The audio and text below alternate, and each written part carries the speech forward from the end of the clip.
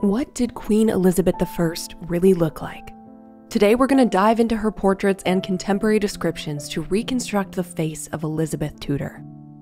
There are dozens, if not hundreds, of images of Queen Elizabeth that you can see today, but they all look just a little different. Which is the most accurate? Which reveals the true Elizabeth?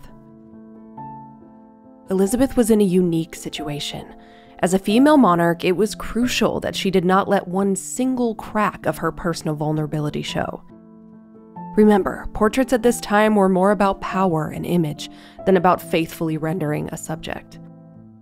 Her portraits show her in beautiful clothing, absolutely surrounded by wealth and splendor.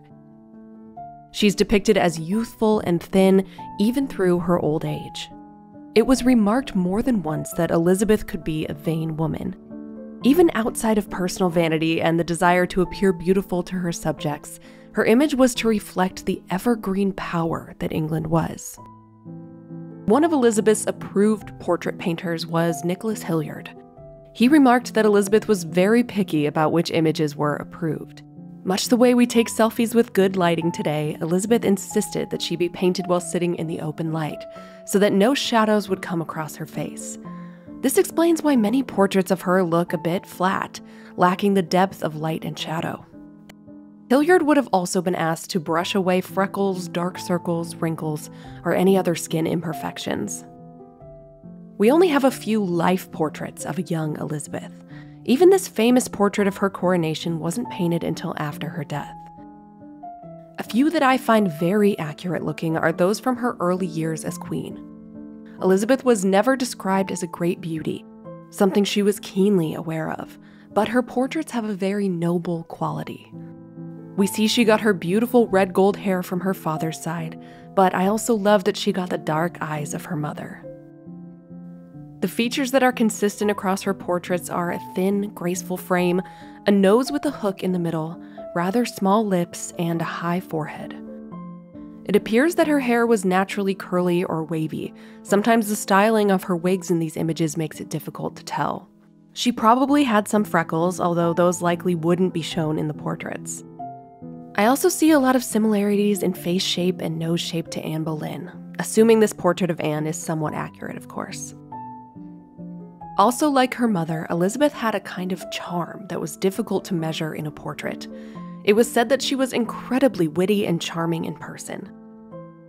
Sir Robert Cecil once wrote, "Many painters have done portraits of the Queen, but none has sufficiently shown her looks or charms.